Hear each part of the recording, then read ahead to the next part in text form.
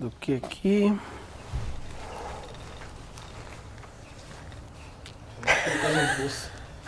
Demais, 32 post-it no bolso. Eu vivo assim, a vida toda. Você é caótico? Hã? Eu sou caótico total. Eu criei o caos. Meu pai me ensinou ao caos. O meu pai tem um apartamento. Tá gravando ou não?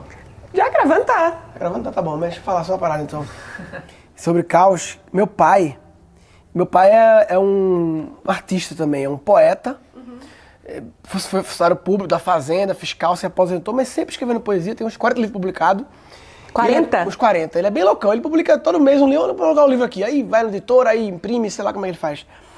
Mas o apartamento que eu morei a vida toda, do 0 aos 20 anos de idade, 18, sei lá, lá em Recife é o William, um prédio lá. A gente se mudou quando eu tinha uns 20 anos para um outro, na mesma rua. E esse apartamento antigo, que é um apartamento de 3, 4 quartos, grande lá em Boa Viagem, em Recife, ele virou um depósito do meu pai. Um apartamento que eu morei a vida toda. Ele não quis alugar, ele começou a botar a tralha dele lá, livros, e virou uma biblioteca, mas uma biblioteca caótica. Imagina, 140 metros quadrados, que a porta só abre até a metade, porque trava em livros, e você tem um caminho para passar, e na varanda tem livros e papéis e jornais velhos, cobertos para não chover, e na cozinha, os lugares onde ficavam os pratos estão abertos com livros, e o fogão, tá lá um fogão velho, mas nem levanta. Cheio de livro em cima. Muito livro em cima, não dá para levantar o fogão. A geladeira velha, então assim, e ele chamava o apartamento de Caos Vital.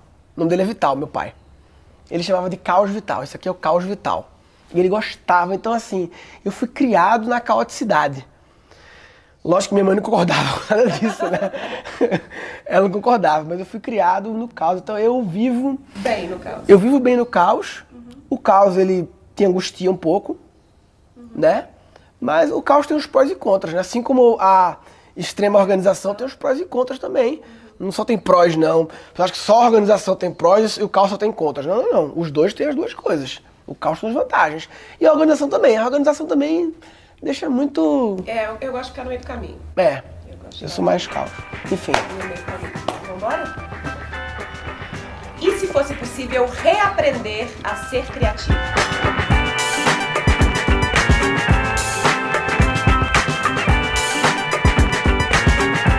Oi, tudo bom? Eu sou Rafa Capai e esse é o Vamos Que Vamos Convida. Um espaço, uma série, um lugar onde eu converso com gente foda que me inspira sobre assuntos que nos interessam. Na verdade, verdadeira, só desculpa esfarrapada para bater papo especial com gente, com você assistindo aí desse lado. E hoje, Murilo, obrigada. É nóis. Obrigada demais. Simbora. Eu sei que você tá na correria aí com milhões de coisas, né? Tô na vida louca. Obrigada por achar o espaço pra gente. Sim. Adorei ter vindo aqui. Essa casa aqui é a coisa mais louca. Você vai mostrar isso pra galera, essa casa já...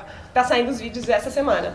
Muito louco. A casa, uma casa extremamente de cinema, né? Parece aquelas casas de filme de Hugh Grant, que ele é um rico, come mulher pra caralho, ele traz na casa aqui e tal. Essa casa come gente pra caralho, essa casa. Porra! Casa dessa, papai. E, enfim, e uma casa claramente de quem não tem filho, né? Porque se tivesse filho seria diferente, né? Mas eu agora sei como é que é. Mas vamos que vamos. Vamos que vamos. Eu queria que você se apresentasse, mas eu vou te fazer um desafio. Tá. Se apresenta de um jeito que você nunca se apresentou. Tá. Do jeito que eu me apresentei. Já me apresentei de tantos jeitos. Pois é. Vou trazer mais um. Hoje de trás pra frente, pode ser que fique sem sentido, mas... Tá bom, trás pra frente. Eu, hoje em dia, sou um empresário de educação, tenho uma startup de educação, chama Keep Learning School, cursos online, predominantemente online, porque todos eles têm uma experiência híbrida, offline também, de habilidade que eu considero do futuro, começando por criatividade.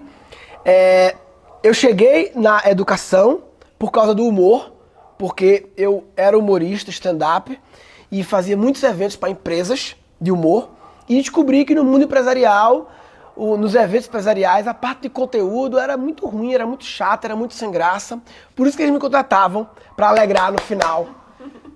10 horas de conteúdo chato, no final, bota um cara para contar as piadas. E eu percebi que estava errado, não era para ser assim. Era para ser legal no percurso. E aí eu comecei a me interessar por educação. Foi que cheguei na educação. Como eu cheguei no humor? Eu cheguei no humor, voltando para trás, porque eu era um empresário de internet, ou seja, minha vida tem cíclicos, eu sou empresário de hoje em dia de internet, mas eu era antes do humor, só que produtora web, agência que desenvolve sites, desenvolve coisas, me formei em administração, na faculdade fui colocado como orador da turma, e aí resolvi que era o momento de ser engraçado, seria legal ser engraçado, no discurso de colação, estudei humor, fiz um negócio engraçado, deu certo, e aí eu, porra, que legal. Tava começando o stand-up, oportunidade bem naquele momento, e fiz essa mudança. Como eu cheguei na empresa de internet? Eu cheguei na empresa de internet, antes da empresa de internet que eu tinha lá em Recife, a Cartelo, W3, que depois mudou de nome, eu tive uma outra empresa de internet antes. Aí já estamos indo para o século passado. Já estamos indo para o final dos anos 90. Só que a outra empresa de internet, a Bit, ela começou como fazendo site, mas acabou virando depois, isso, século passado, é louco pensar assim, né? Virou uma incubadora de projetos próprios. Então era uma empresa que a gente recebeu um investidor, botando 1 milhão, 4 empresários de Recife, 3 empresários de Recife, e eles queriam que a gente criasse projetos loucos. Então a gente era tipo... Só que a diferença é que hoje em dia o mundo startup você cria uma ideia, né, um projeto, MVP, não sei o quê, vai atrás do investidor. Na época foi assim, o investidor veio e disse, inventa uma ideia pra gente poder botar o dinheiro, pra poder gastar esse dinheiro que a gente quer gastar com internet. E aí eu criei o Peça Comida, que foi tipo o iFood, que eu criei em 99, em 2000, era o meu projeto. Meu sócio tinha outro projeto, que era tipo o Comente, que era um futuro busca-pé. E aí tinha um outro do Sucrosite, e menos, enfim, eram 4 projetos de cada um dos sócios. E eu cheguei nessa empresa Bit de sites, porque eu criei um site quando eu era adolescente, que era um site pessoal, tipo um blog, eu tinha 13, 14 anos, que ficou super famoso na internet. Eu botava foto de mulher nua, foto de putaria no site, era o grande chamariz, mas tinha uma porrada de outras coisas no site. Tinha música, piada, falava sobre a missão Marte, tinha negócio da NASA, a missão Marte lá, falava da Copa do Mundo, enfim, era um portal, um UOL mal feito. E esse site, que eu entrei no mundo da internet, ganhei uns prêmios com esse site, me levou a criar uma produtora de sites. E como eu cheguei nesse site, com 13 anos? Eu cheguei nesse site porque meu pai, que é um cara bem diferente, assim, bem fora do padrão, resolveu, em 1994, me dar um computador. Ele até hoje não sabe usar computador, mas ele me deu com a visão de que aquilo era uma parada que ia, uma visão de que aquilo estava começando em 94, não tinha internet ainda. E computador era um negócio que as pessoas, a gente tinha uma condição boa de vida, tinham em casa, mas era do pai, o filho não podia mexer, só abrir um diretório no para não pegar vírus. E ele me deu o computador e falou, te vira papai, destrói. Então eu pude ser autodidata e fuçar. E como eu cheguei em ganhar esse computador do meu pai, voltando, eu nasci em 21 de maio de 83. E você já consegue contar um pouco o que vai ser daqui pra frente? Você consegue vislumbrar? Você é do tipo que planeja mais ou você deixa as coisas fluírem? Não, eu planejo. Eu sou meio pink cérebro, assim, só fico pensando... Próximo passo. O próximo passo meu, né? O meu próximo passo é em educação. Então, e eu nem falo que é em internet, é em educação. Só que happens to be que é na internet, no momento. Pode ser que amanhã seja realidade virtual, não é mais internet, é outra coisa, mas educação. A gente tá começando o século, né? A gente tá no ano 16 ainda, de 100 anos.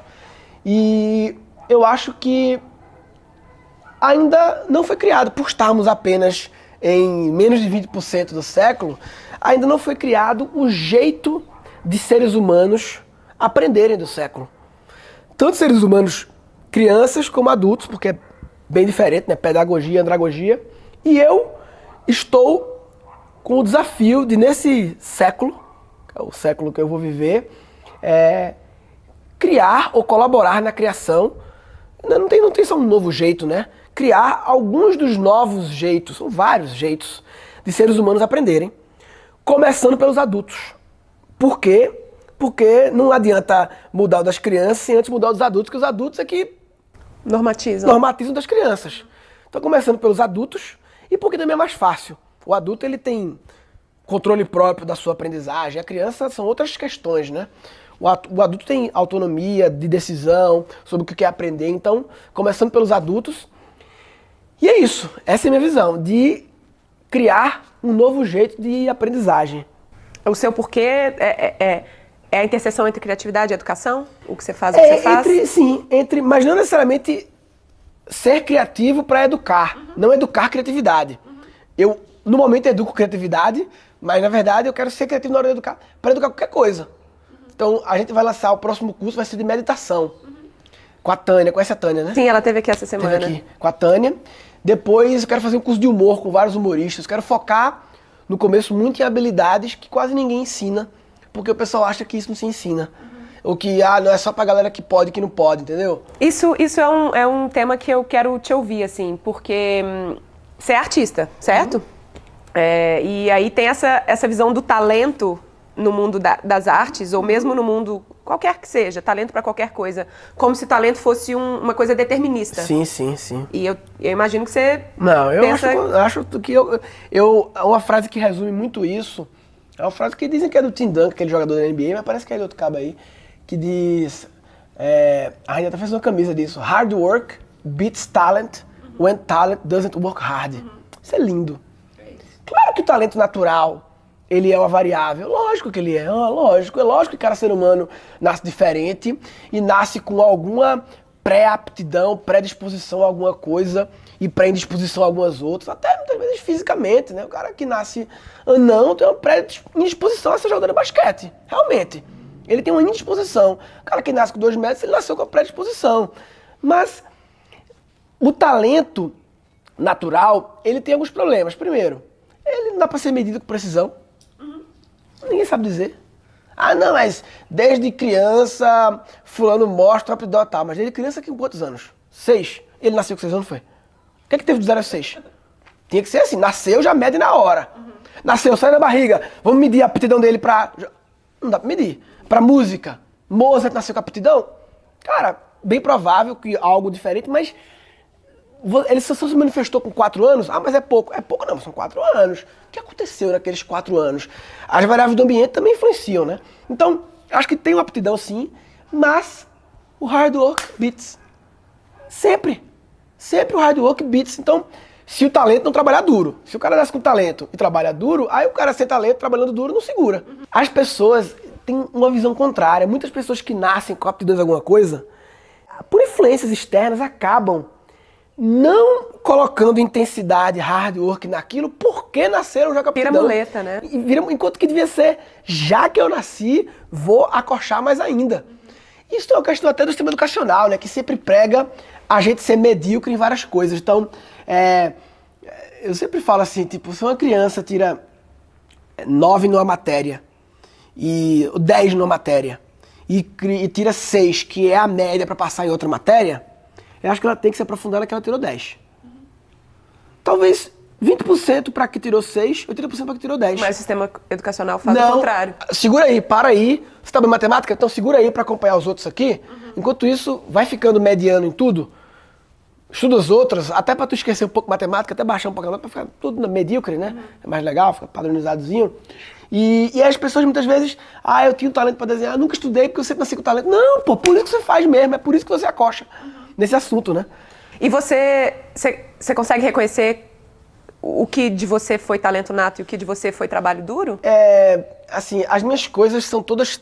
Eu comecei tão pirralho a botar hard work nas coisas, a botar intensidade, que eu sempre reflito sobre isso e é um pouco nebuloso por isso, porque, porra, com 12 anos, eu me lembro que com 12 anos, 12 para 13, das 2 férias escolares, eu escolhia uma que eu ia abdicar para poder focar, passar 20 madrugadas focando ali nas paradas descobrindo no computador. Você tá brincando? Com 12 anos de idade. Não quero férias, quero estudar. Essas férias aqui eu planejava não. Acho que as férias do começo do ano eu vou pra Porto de Galinhas, no meio do ano eu vou abdicar essa. Eu sempre escolhi qual que eu ia abdicar durante 2, 3 anos para focar a intensidade na parada. Mas eu acredito que alguma habilidade, a minha principal, talvez skill natural, é a habilidade interpessoal, né? Comunicação mesmo, influência, né? Porque aí, desde criança, eu acho, sempre exerci liderança nas coisas e sempre joguei as ideias, entendeu? Enfim. Então, eu acho que uma coisa assim de comunicação, eu acho que talvez... E que faz sentido, né? Que meu pai era um funcionário público, aposentado, fiscal da fazenda, que... Como é que você...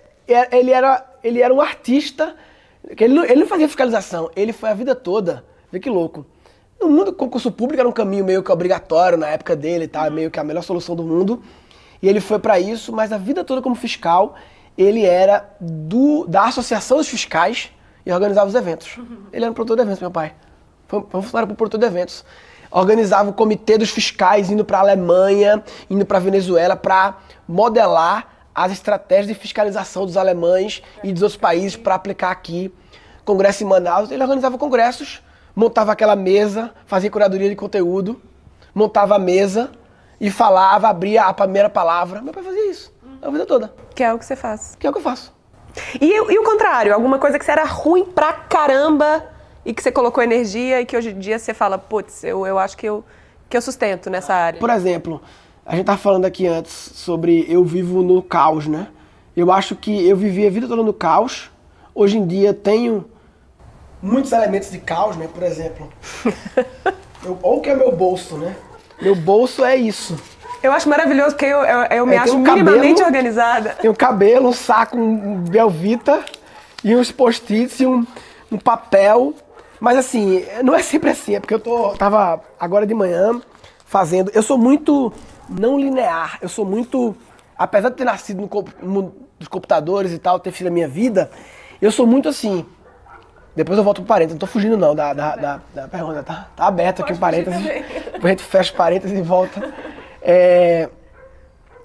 Por exemplo, sabe como é que eu masterizo uma aula, uma palestra? Tipo assim, eu faço a palestra, desenho... Eu te vejo usar esse termo, o que é masterizar um Masterizar conteúdo? Pra mim, masterizar é tornar melhor. Tá. É tornar aquilo mais Aprimorar. mestre. Aprimorar, é melhoria contínua. É o ensaio da palestra, vai ficando melhor.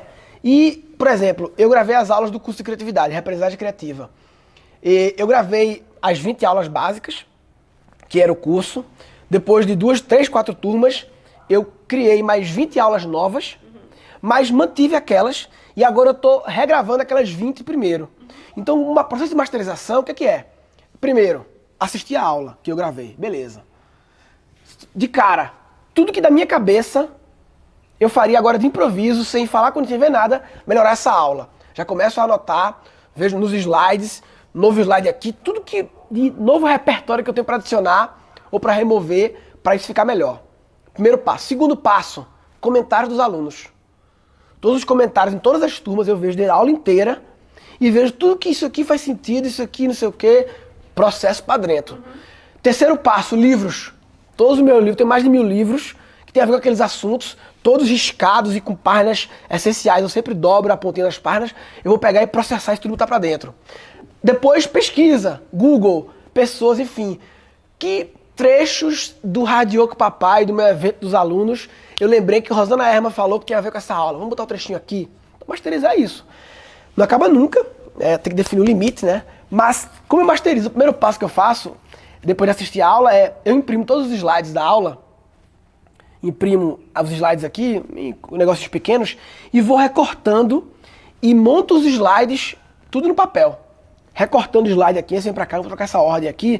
Aí isso aqui são slides novos. E sabe o que é isso aqui no meu bolso?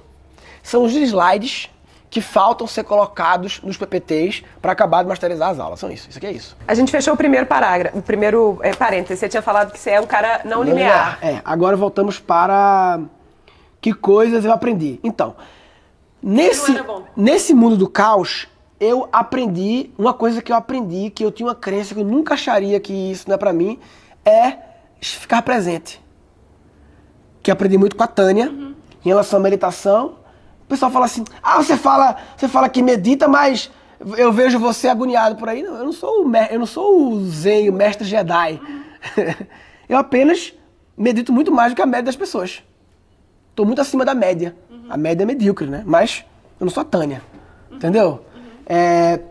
Mas, assim, cara, 10 vezes por dia, eu acho, eu me lembro de respirar profundo e minhas pernas estão balançando, quem está balançando minhas pernas? Não sou eu, então para de balançar, presente, sentindo aqui que o contato aqui e tal.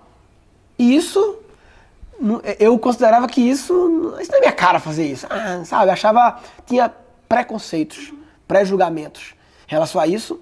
E mediante, não muito hard work, assim, de horas, milhões de horas de estudo, mas de pequenos desconfortos de parar para ouvir sobre esse assunto, parar para fazer a primeira vez, parar para fazer 5 primeiras vezes sem entender porque eu tô fazendo, mas mesmo assim eu faço só porque eu confio que isso vai chegar em algum lugar, até você descobrir que chega em algum lugar e aí vira conforto para você, né? Já faz parte da sua natural. Então, isso aqui, pô, eu ia perder um slide aqui já. Slide importante. Que a prova aqui, ó, que esses são slides novos, isso aqui já é um slide cortado de algum lugar que eu vou colocar em algum outro lugar, enfim. Essa bala vai entrar onde lá? Isso aqui é um slide Belvita, analisando a brincadeira. Você tocou num ponto importante aí, porque você fala bastante sobre isso, a Tânia fala, a Lala, que já esteve aqui, fala. Eu também tenho me interessado cada vez mais sobre essa história do futuro, né? Para onde é que a gente está indo.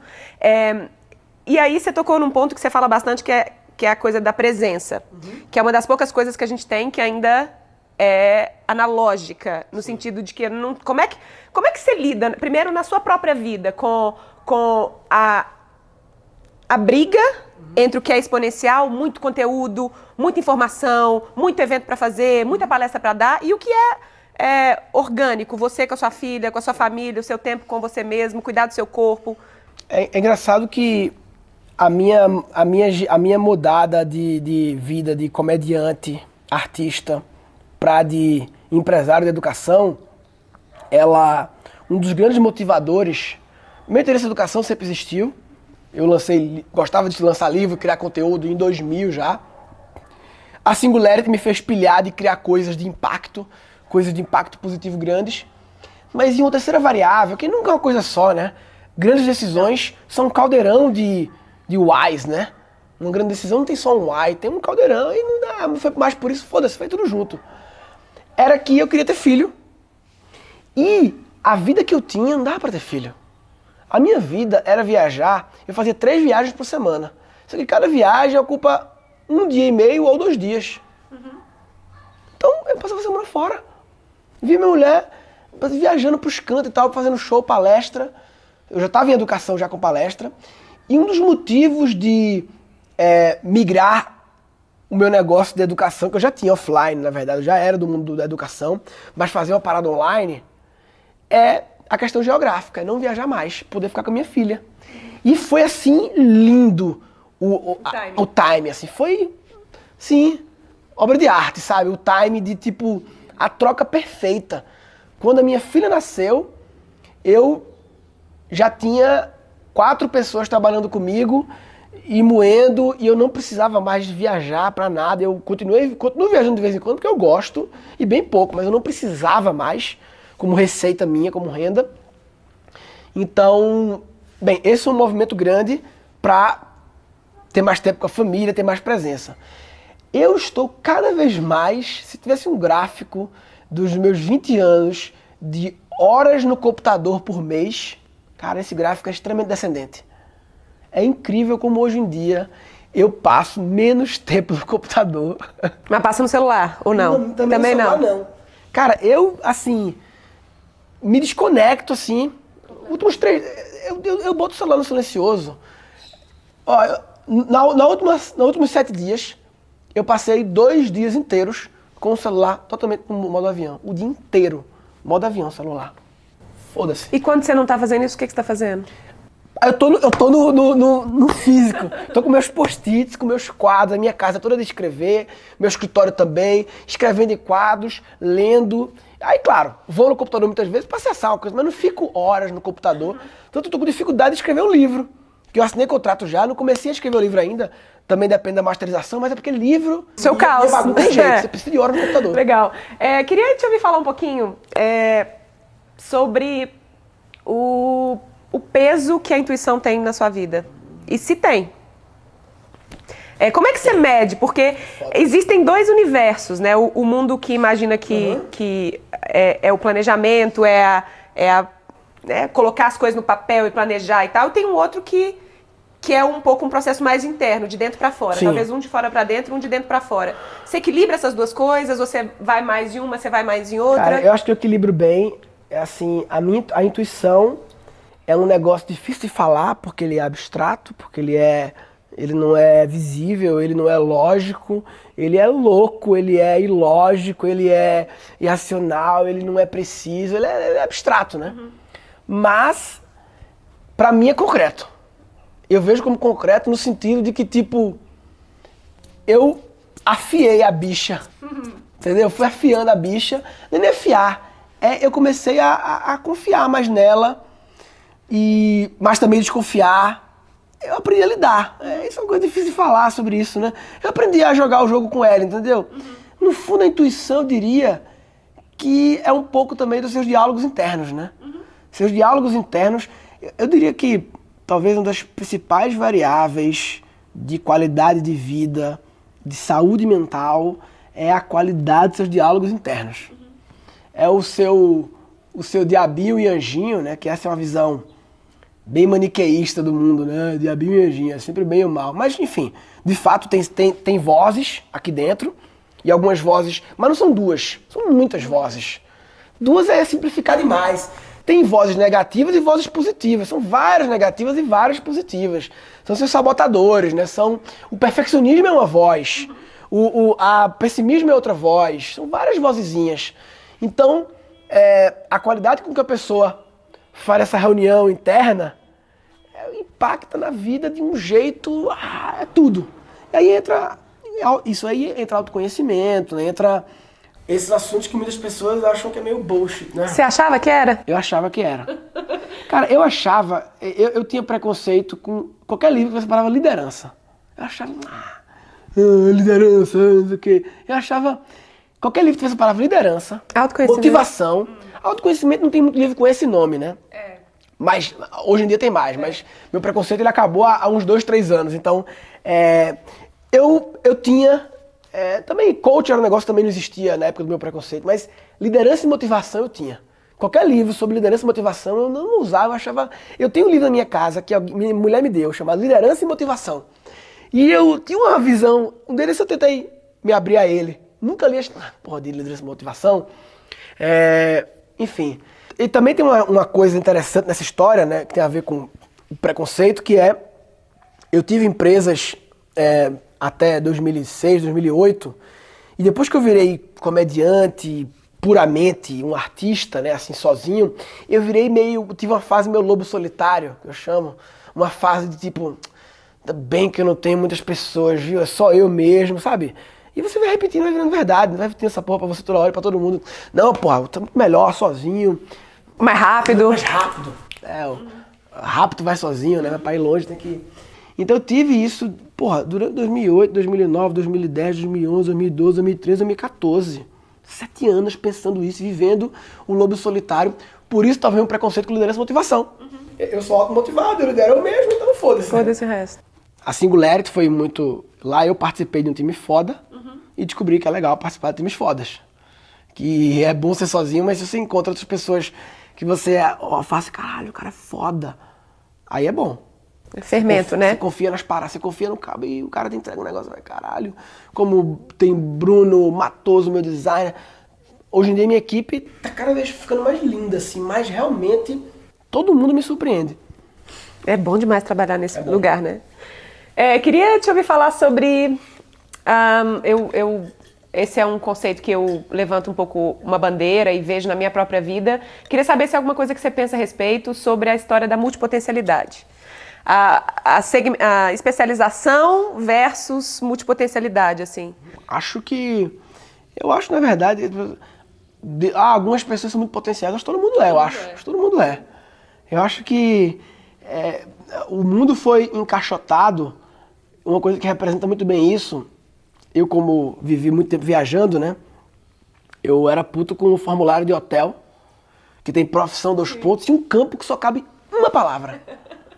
Tomar no cu, uma palavra. Sabe que negócio de fichinha de hotel?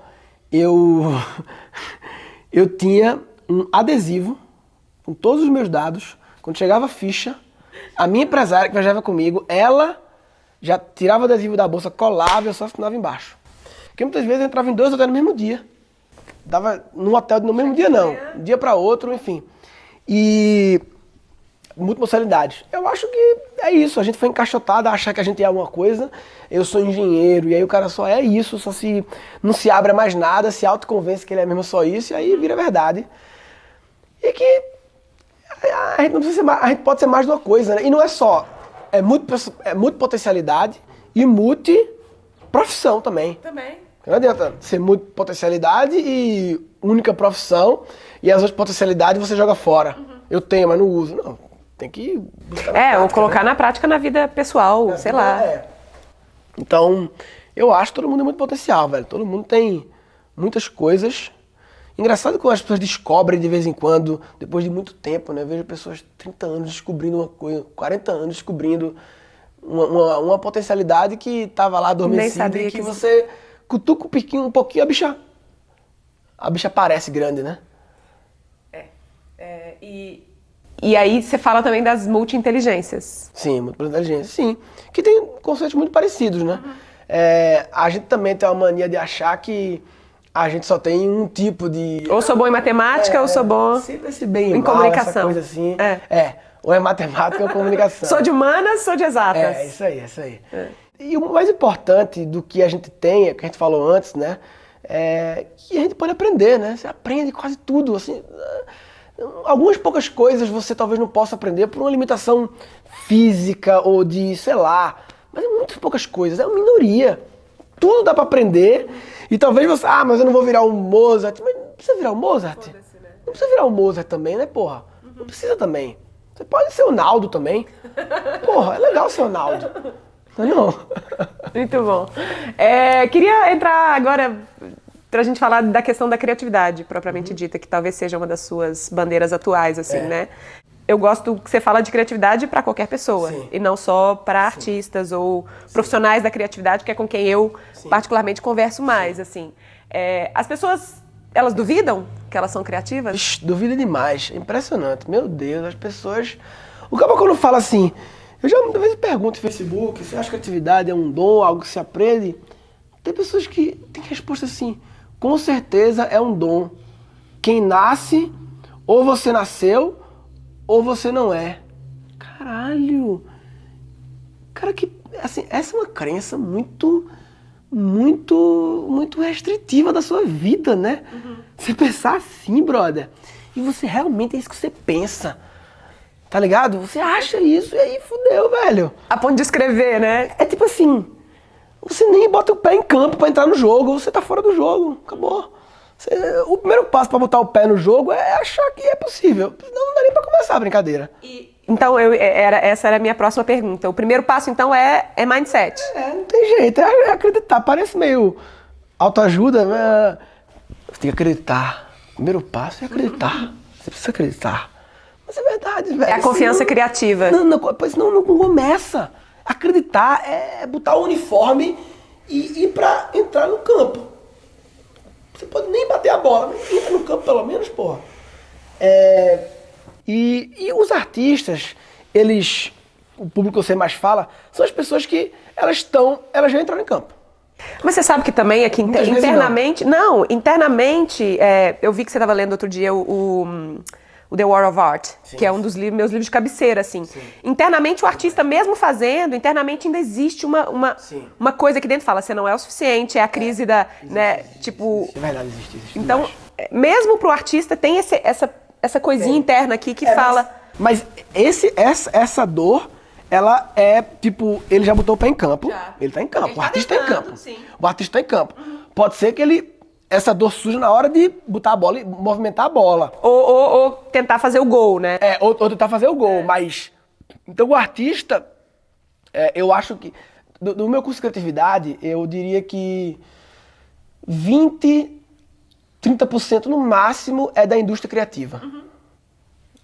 Incluindo bem amplo, né? Arquitetura, design, publicidade e os artistas da arte, belas artes, propriamente dita, né?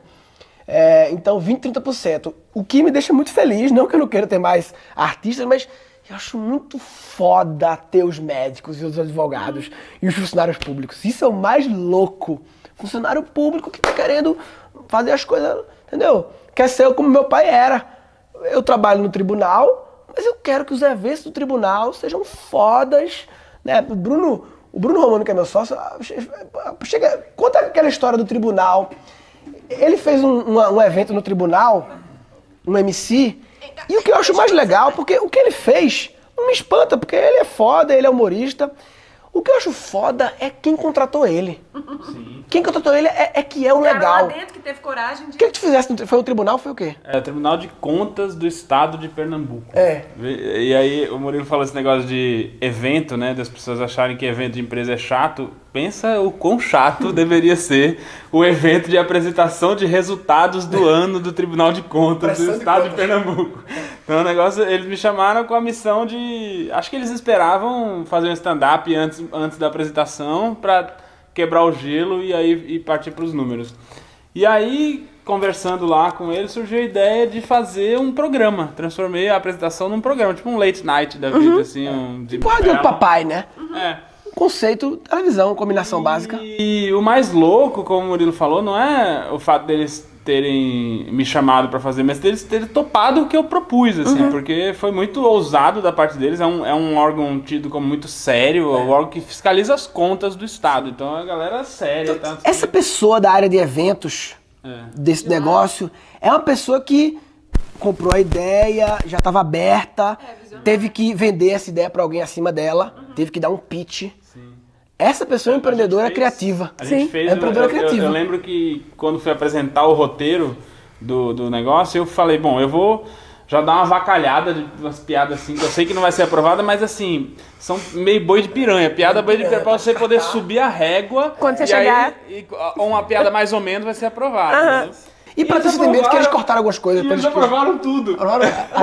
Até as boi de piranha. Eu me lembro que tinha um assim que era de reunião, né? Falei, não, o tribunal tem muita reunião e tal, mas reunião é importante. A gente tem aqui um vídeo da última reunião de conselho e eram os caras do conselho do tribunal. Eu mandei fazer esse vídeo. Eram todos eles assim, jogando amendoim pra cima. Não fazendo nada na reunião. Fazendo piada com a própria... Os atores eram os caras do conselho. Quando que eu imaginei que eles iam aprovar um negócio desse? E então, no final foi muito isso legal. me encanta muito, saber que tem essa pessoa lá no tribunal, aceita isso. Agora, o next level disso é a pessoa do tribunal criar isso.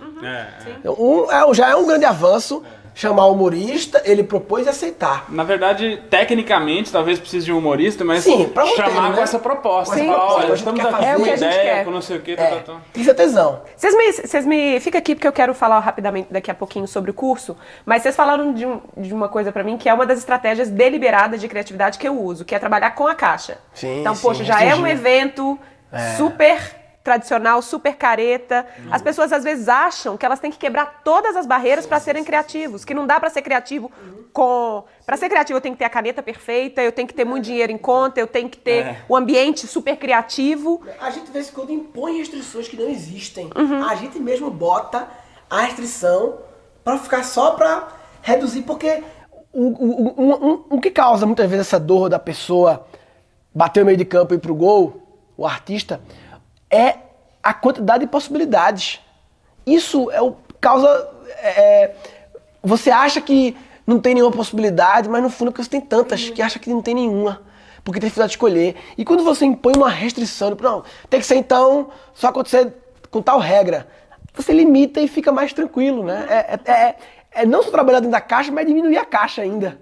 Criatividade é um bicho solto. Quando você tem a caixa, você meio que prende e ela tem que, de algum jeito, tentar sair ali. Aí não quer dizer, então vai ficar sempre nessa caixa. Não, são várias caixas. Eu que escolho a caixa que eu quero ficar. Então tem todas as caixas do mundo, eu vou fechar uma caixa ali.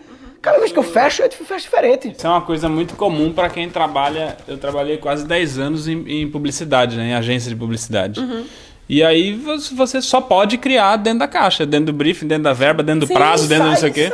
E saem coisas geniais, entendeu?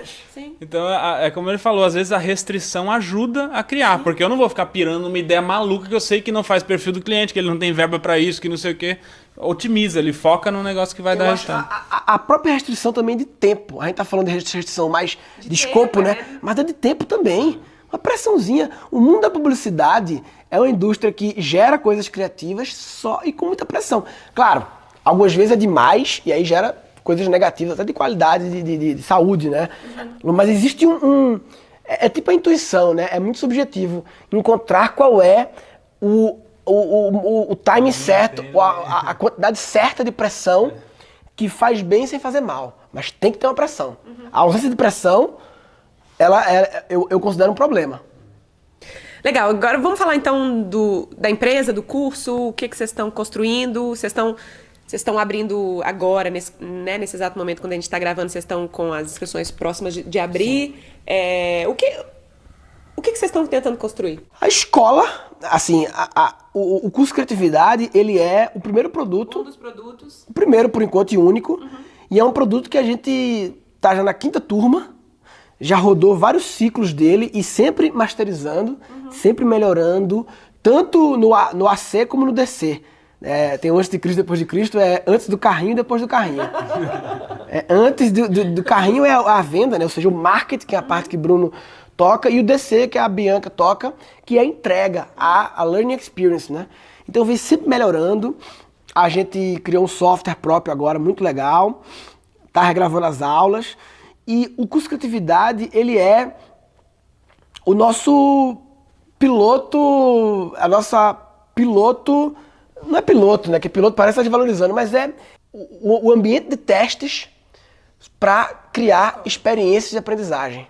Então agora, para criar um curso de meditação, seja qual for o assunto com fulano, a gente se sente muito mais confortável, a gente se sente assim que, cara, se você me entregar um bom expert, um cara foda na parada, foda de verdade, e o assunto for foda, a gente se sente o time qualificado de empacotar isso como um produto foda, para fazer uma estratégia de divulgação foda e fazer uma entrega foda, uma experiência transformacional, usando software, com eventos offline, com kit físico, com um bagulho todo, entendeu? Então, o ano 2017 vai ser o ano em que a gente passou 1 ano e meio com um único produto, rodando ele várias vezes e tal, masterizando, loucura. E a partir do próximo ano vem o momento de se abrir, pegar essa experiência aprendida em 1 ano e meio e 5 turmas e aplicar a outros assuntos. E aí, o que esse aluno, quando ele entra nesse curso, qual que é a premissa? Que ele vai sair como? O que muda? A premissa... É engraçado porque a gente tem uma certa dificuldade até, agora falando um pouco do ponto de vista do marketing, né? As pessoas falam muito, não, você tem que focar num público, você tem que focar num público, você tem que ter um cara que não sei o quê.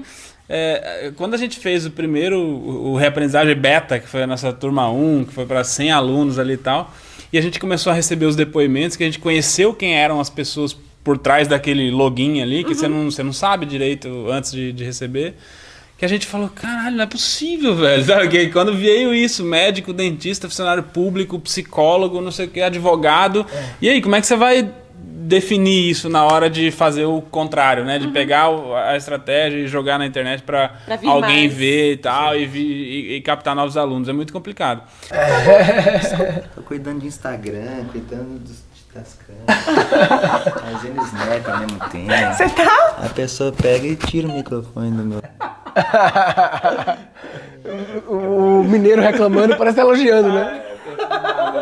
Ele reclama, ele parece estar fazendo um elogio. Mas a gente acabou descobrindo que basicamente a pessoa que entra no curso é alguém que quer pensar e quer fazer as coisas de um jeito diferente, que sempre questionou, mas nunca soube direito o que fazer, e alguém que principalmente que se sentia meio, pô, eu sou estranho, não sei o quê. Não me encaixo. E quando a pessoa encontra essa comunidade gigante de pessoas que estão ali e tal, porque é uma comunidade muito poderosa, né? Tipo, eu sempre faço essa pergunta para as pessoas, quantas pessoas você conhece que já fizeram na vida um curso de criatividade? São poucas, às vezes nenhuma. Imagina encontrar com 800 nessa, como foi na última turma. Então é uma comunidade muito poderosa. E aí, esse conteúdo que a gente usa para explicar para as pessoas qual a necessidade de estudar criatividade, que é o conteúdo das 4 habilidades do futuro, ele soa muito bem para essas pessoas questionadoras, para essas pessoas que estão ali, mas querem fazer diferente. As pessoas falam, putz, é isso, entendeu? A gente prega o Creative Problem Solving. Solução criativa de problemas. Então, todo mundo tem problema. Acabou-se, infelizmente. Não tem nichozinho. É pra todo mundo mesmo e acabou-se. Todo mundo tem problema e você pode, mediante os problemas, dar soluções padrões ou criativas. O problema pode ser como escrever o capítulo do livro Sou Escritora. O problema pode ser como organizar a minha clínica dentista. Qualquer problema é um problema. Tudo é problema, né? Qualquer necessidade é um Ou problema. profissões que tem muito mais problema que o normal, tipo advogado, engenheiro, e não para pra pensar que Contador. aquilo que tá fazendo Contador. é resolver problemas. Só resolve problema. O engenheiro que chega na obra lá e volta pra casa, putz, hoje foi difícil, que não sei o que. Ele não para pra pensar que tudo que ele fez no dia foi resolver problemas. E que ele tem a opção de pensar em resolver de uma forma melhor. Cada mais vez que o criativa. pedreiro chega pra ele e fala, doutor, não sei o que, não sei o que, não sei o que, tá dando problema. E naquele momento você pode ir pelo caminho padrão ou por um caminho criativo. Não tem que ir ser pelo caminho criativo, até pelo menos se expor à possibilidade de um caminho criativo. Não tem que fazer só por ser. A criatividade tem que ser diferente, tem que ter valor também, né? Fazer é muito louco aqui, vou pular de bungee jump, cortar uma corda que eu sou criativo pra caralho. Ninguém nunca pulou assim. Ninguém nunca fez isso. Super autêntico É isso. inédito. Numa das aulas, até a galera da indústria criativa, entre aspas, o Murilo coloca como problem solver. Que Claro. O músico, ele resolve seu problema de tédio. Você vai num show pra se divertir. O arquiteto é um problema de Espaço. De E você sabe espaço. que essa é de a não sei o que maior lá. dificuldade deles, né? Assim, de entender isso, que qualquer coisa que você coloca no mundo é a resolução de um É um problema. problema. Nem que seja um problema de tédio, de entretenimento. O humorista resolve um problema Embelezar a de vida. tristeza. Claro. O problema chama-se tristeza, chama-se, sei lá. Sim. Tem uma coisa aí que vocês tocaram que é uma dor minha, uma dificuldade minha, e que hoje em dia eu já até lido melhor com ela, e eu queria, por puro egoísmo, saber de vocês. Qual que é o peso no trabalho de vocês do padrão? Ou seja, vou dar um exemplo prático. Vocês foram estudar a fórmula. Entenderam como é que a fórmula funciona. Então eu entendo o que funciona, o que dá certo, mas eu tenho que hackear esse que dá certo pra fazer o meu jeito Sim, de que dá sim, sim, certo. sim. É esse o pensamento de vocês? Sem dúvida. Também? Total. A gente chama de dominar para destruir. O dominar para que parece. São duas palavras meio negativas, né? Dominar, destruição. Mas no bom sentido, de conhecer para melhorar. É o exemplo que você falou do bungee jump. Tipo, fazer diferente por fazer diferente. Eu vou lá e corto o elástico. Não, você cortou uma das coisas principais Você pode para o cortar. negócio funcionar. É. Você não pode cortar Você isso. pode, entendeu? você pode Você mudar, pode fazer pular a pro corda. baseado de Papai Noel. Aí diferente, você beleza, pode mas brincar com a as corda coisas seguras pra são quando a assim. corda esticar, fazer um efeito visual, massa. Aí você vai criando em cima do padrão, mas tem que respeitar alguns padrões. E outra coisa, antes de querer, não, vou fazer tudo diferente, domine o padrão. Roda alguns fluxos. Não, todo grande artista começou pelo clássico. Lógico, né? domine o padrão, domine o jeito normal de fazer. Antes de querer, tem gente que é meio agoniado, já quer. Não, esse pessoal faz assim, mas eu vou fazer diferente. Mas você já descobriu como é que é o jeito que o pessoal faz? Então, vê esse jeito aí. Sabe exatamente como é que faz. Você falou do fórmula, né? O que a gente viu é muita coisa baseada o fórmula nada mais é do que um o marketing, conjunto né? de coisas que Sempre todo existe. mundo que trabalha com marketing já sabia o que era. É um universo totalmente novo para quem nunca trabalhou com marketing na vida, mas quem já trabalhava, tudo já sabe mais ou menos o que é, mas ele tá desenhado de um jeito que faz tanto sentido. Uma ordem, uma lógica. Uma ordem lógica, assim, que você fala, caralho, nunca tinha pensado nisso, realmente vou fazer. E aí, no jeito de fazer cada etapa desse processo, é onde você consegue colocar a tua inovação. Então, por exemplo, o nosso jeito de fazer é quebrar alguns padrões enfim, dos formatos que a gente mais vê acontecer, para ficar um pouquinho diferente, e trazer o nosso jeito, que é humor, que é storytelling, que é essas coisas. É o jeito de fazer, já muda tudo. Então, por mais que você siga um framework ali que você aprendeu e que você sabe que funciona e tal, o jeito de fazer pode ser diferente. Eu sou apaixonado por padrões. E eu acho que as pessoas criativas têm que ser amantes dos padrões, apesar da criatividade ser quebrar os padrões, mas tem que ser visto porque tudo começa, todo comédia, na verdade, é viciado em padrões. Porque o que é comédia? Comédia é ficar com a lente do olhar ligada para encontrar padrões no mundo. E tanto que as piadas clássicas é o 1, 2, 3, né? É você fala uma coisa, duas coisas do mesmo universo, e a terceira quebra o padrão. Mas tinha um padrão antes. Para poder quebrar padrão, tem que ter um padrão. Então o comediante é um cara que fica vendo padrão em tudo. padrão no jeito que as pessoas se comportam nos lugares, né? Então eu acho que o criativo ele também tem obcecado em padrões. E o que diferencia o criativo do cara com toque é que o criativo ele consegue quebrá-los. As pessoas obsessivas, elas... E às vezes deliberadamente quebra. Quebra. Ele tem a intenção. A intenção é tudo, né? Tem a intenção de quebrar os padrões. Conhecer para quebrar. E as pessoas obsessivas só conhecem e ficam apegadas ao padrão. Uma objeção muito comum a isso, a esses padrões do marketing, eu, muito por conta da publicidade, estudo persuasão há muito tempo. É um dos assuntos que eu mais gosto de estudar.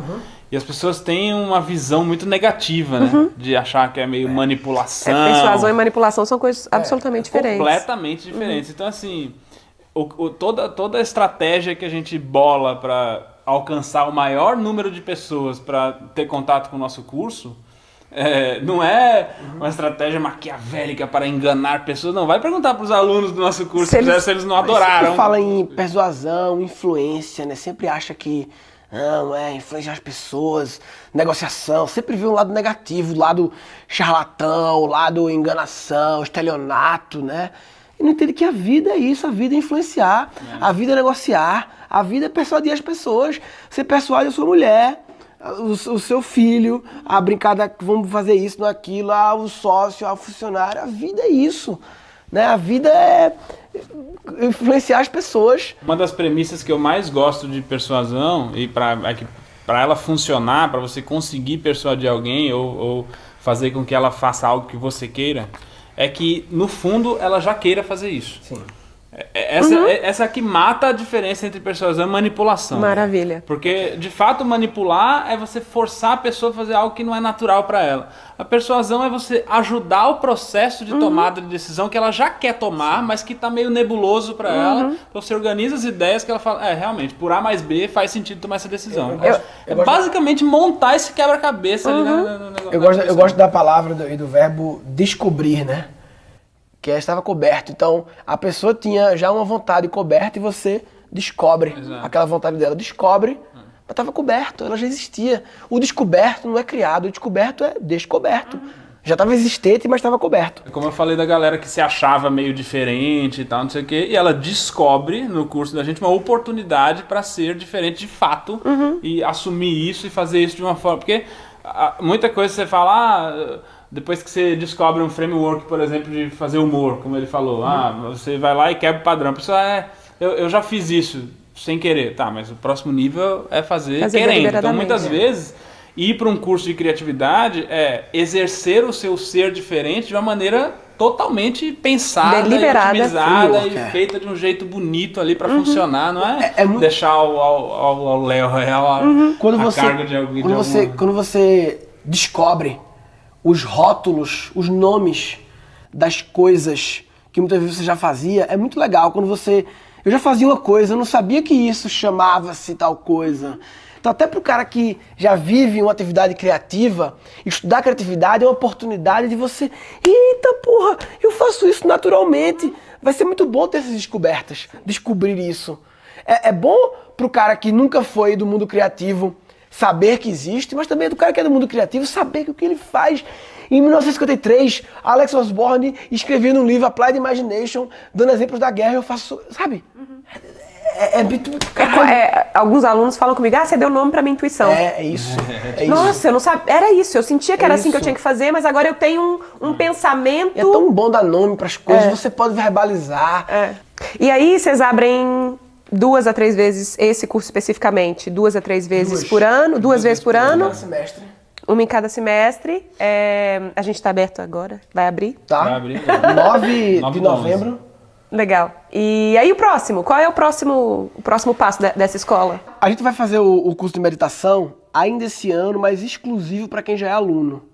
Vai ser um formato nosso de todo produto novo. Testar dentro. Vai ser ofertado a um preço ridículo, a um valor, 1/4 do valor de mercado do produto, só para quem foi aluno de algum curso da escola, no caso do curso de criatividade. Então a gente vai até o final do ano já rodar esse ciclo aí, turma 0. Porque foi assim que a gente começou o curso de criatividade. A gente não tinha ex-alunos, mas era um preço ridículo e era só para testar. Tava muito claro ali para todo mundo.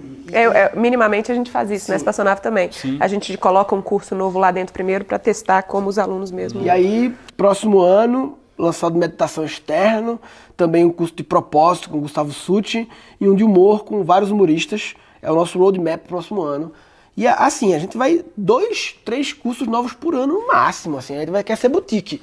Não quer ser quer fazer o curso bonitinho, lapidar bonitinho e tal, entendeu? Então, por enquanto é isso. Próximo ano, mais 2 turmas do Reaprendizagem Criativa também, sempre manter as 2 turmas de reaprendizagem. Com essas outras turmas aí, a gente tá muito, hoje em dia, animado com o software que a gente está desenvolvendo, plataforma de aulas que a gente está desenvolvendo. Ele vai ser um software só para uso de vocês ou vocês vão disponibilizar para outros Por enquanto só para a escola. produtores? Por enquanto só para a escola, mas claro que No estamos momento em que abertos. você pensa em comercializar, vira outro negócio. Unidade de negócio. Sim, entendeu? sim, Então, sim. um gestor Calma, próprio, relax. né? O software tem 6 meses Isso de vida. é eu querendo saber. Mas as Mas com pessoas ficam... certeza, se a gente for Cara, ofertar isso ao mercado, começaremos com alguns poucos parceiros, assim como o Legal. curso, para poder Eu pretendo viver testar com outras ainda pessoas. 60, 70 anos. Então, assim, ele só tem 6 meses o software. Deixa ele completar um ano e meio de vida. Aí eu tenho mais 60 anos pra vender ele, sabe? Tipo, calma. E uma coisa interessante da escola, isso não é definitivo e tal, mas a gente pensa em, como ele falou, gosta de padrões, eu também sou meio assim. A gente pensa em encaixar os próximos cursos dentro dessa teoria das 4 habilidades do futuro, porque é o que a gente acredita de fato que Preparando vai as trazer pessoas para essa algum- transição. Exatamente. Então, humor tem a ver com relação interpessoal, meditação tem a ver com relação Intrapessoal, intrapessoal, criatividade, Então, curso de futurismo, fala sobre futuro, É. que a Lala fala muito, o Thiago Matos e tal. Trazer esse assunto também pra dentro da escola. E os humoristas? Os humoristas... Eu sinto um pouco essa dicotomia interna, né? Quanto eu dedico pra mim artista e quanto eu Faz- dedico pra mim faz empreendedora. muita Você sofre falta. isso? A gente- Faz muita falta Sim. fazer show, mas a gente tem clareza também de que é esse momento de criar um negócio. Criar um Vamos negócio voltar. não é fácil, entendeu? Vamos voltar quando A gente na hora volta. certa, vamos Massa. voltar. E Mas a gente tem feito alguns showzinhos Tem. pequenos, só pra não ficar sem fazer, mas não tá de maneira nenhuma. Tem uma coisa que é muito interessante que eu faço um pouco mais que o Murilo até, porque ele, além de tudo, ainda tem algumas palestras e tal, então ele gasta mais o tempo artístico dele com as palestras. Eu faço um pouco mais de show.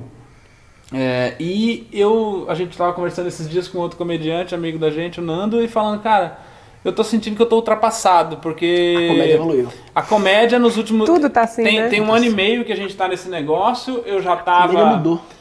Em 1 ano e meio, em 2... As pessoas estão criando coisas novas que já são outros formatos do que você faz hoje. Mas que a plateia não perceba, o humorista sai do palco falando, caralho, não sabe, Não era assim, funciona, não. Na minha época não era assim, não. Na minha época não era assim, não. Na minha época foi... E aí o direcionamento 2 anos criativo quase. da gente hoje está todo para curso, conteúdo, tudo isso que a gente tem fazendo, então tem feito, né? Tudo que você tem de ideia, geralmente você tenta aplicar para o que você está fazendo. E aí não cria texto e não dá na pilha de falar, vou fazer de novo, não sei o quê. Então quando o negócio aqui começar a andar, a gente está montando um time legal agora, pessoas incríveis que vão dar pra gente mais estrutura pra gente voltar a se dedicar para algumas outras coisas. É difícil, eu sempre acho que a turma fala de mindset, né? Eu vou criar o conceito look set. É pra onde o seu olhar tá setado. Configurado. E eu acho assim que dá pra citar pra vários lugares, mas tem um default. E o default é o primário, ele é um só, não existe 2 default. Default é default, o padrão é o padrão. Então qual é? Então o nosso look set. Look é a melhor palavra, o melhor verbo pra isso? É, né? Olhar. Look né? set. Acho que sim. Ele está direcionado para educação, para criatividade, para esse universo. Não, mas também não dá, cara. Quando você troca pro look set do humor, é outro look set. Tem que trocar a lente aqui. Não dá pra ter as 2 lentes. Ficar trocando toda hora também não é produtivo, É que entendeu? esse negócio eu- que a gente vive hoje de educação, Look parece set. que é só o Murilo lá, eu vou lá. Anota isso aí que dá uma teoria. Look set. Parece que é só o Murilo fazendo os slides de aula dele aqui, mas não, tem todo um ecossistema sobrevivendo baseado nesse negócio. Então, sabe, o podcast, o canal do YouTube, os vídeos que a gente faz para Facebook, todos os posts, todos os artigos.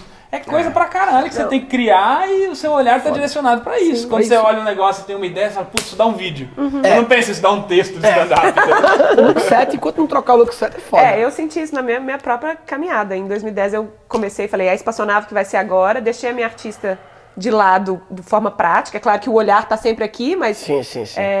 E agora que a espaçonave tá minimamente organizada, sustentável, funcionando, tem gente me ajudando, eu tô voltando, mas eu senti exatamente isso. Era como se eu precisasse focar naquilo para fazer funcionar e é uma dor terrível, né? Porque como multipotenciais tem muita coisa, a gente nunca vai dar conta de fazer tudo que a gente quer fazer. Você desistiu da comédia? Cara, desistir é uma palavra muito forte, desistir. Não, uma pausazinha, papai, aqui ó, são vários pratos equilibrando, esse prato aqui eu deixei ele meio de boa aqui, daqui a pouco eu volto a mexer ele, entendeu? Calma, tudo certo. Tem um outro business louco aí que a gente tá criando que...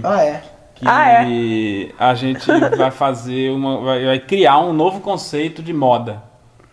A gente queria a cara é o jargão. Tô esperando. O novo conceito é muito bom, né? Sempre que você passa o novo conceito em coxinhas, né? Você passa numa loja assim. Eu sempre quis usar isso, então é só por isso que a gente tá fazendo isso. Não, é porque a gente queria fazer essas coisas de camisa com frase, né? E esse é um padrão. Esse é um padrão. E aí a gente tem alguns jargões, né? Como o Murilo, Hard Rock Papai, Brincadeira na Tomateira, não sei o que. As pessoas começaram a fazer isso naturalmente no grupo do Guncast, essas coisas. A gente, é legal fazer isso e tal. Só que aí qual que é a inovação? Essa camisa, por exemplo, estou usando é de lá. A gente vai pegar as frases e os conceitos que a gente mais gosta. Nossos e terceiros também, né? Frases. Não do Murilo, são por aí vários. Os que a gente mais gosta, não os nossos. E criar uma arte sobre essa frase, sobre esse conceito, tentar definir isso em uma camiseta. E aí a pessoa que compra essa camiseta, ela vem uma tag, né? Uma etiqueta, vem um QR Code e ela aponta e cai numa aula do Murilo sobre aquele conceito. Legal. Então por isso que é content work, é moda com conteúdo. As pessoas gostam de algumas frases e não entendem profundamente a porra da frase. Eu olhei aquelas 3 ali, entendi claramente. Eu sei, se você precisa falar, eu falaria sobre as 3 frases, 10 minutos sobre cada uma. Tem gente que acha só bonito e não entende de verdade. É um jeito de trazer educação para um outro universo. Sim. E agora eu entendi o novo conceito. Além de... É ou não é o novo conceito? Chama Tomateira o nome da loja. Chama Tomateira a loja. Tomateira Content Wear. E além de trazer... Tem uma coisa que eu acho muito engraçada. Que além de trazer o conhecimento para a pessoa... geralmente são frases que não são muito comuns de ver por aí. Então você vai chegar num bar, por exemplo, uns amigos na reunião, o cara, gostei da tua camiseta. Aí você pode mandar, mas você sabe o que significa? Aí você manda aquela, papai. Porra, aí a pessoa vai falar, cara, o nego vai olhar e falar, porra, muito bom. Outra coisa, post-it, né? Eu tenho uma vontade de criar uma empresa de post-its, de subscript, de assinatura, post-its diferentes, post-its com frameworks escritos. Queria criar um bloco de post-it que já vem com as ideias anotadas. Já vem com a porrada de ideias, você compra ideias. Então, eu queria muito criar uma família de produtos de post-its, então já tinha essa vontade de ter o e-commerce. Então vê só, e-commerce de post-its, frases que as pessoas não entendem, frases minhas sendo feitas em camisas, Tomateira Content Wear. E aí vai ter lá post-its, a linha de post-its chama Da Vinci, é o nome da linha de post-its. Porque Da Vinci é um cara que ele gostaria de post-it pra caralho, se tivesse post-it na época dele. Da Vinci ia ser pirado em post-it. Com certeza, é a cara dele, post-it, né? De não linearidade, né? Aí começa a virar, sabe o que? A Tomateira acabou virando uma válvula de escape criativa nossa, de coisinhas que não é nem aula. Mas essa eu não sei quando vai lançar. Depois deixa passar essa turma nova do curso, a gente pensa nisso. Beleza. Obrigada. Foi muito bom, muito bom. Muitas coisas, me deixa no muitos vácuo, não, sou.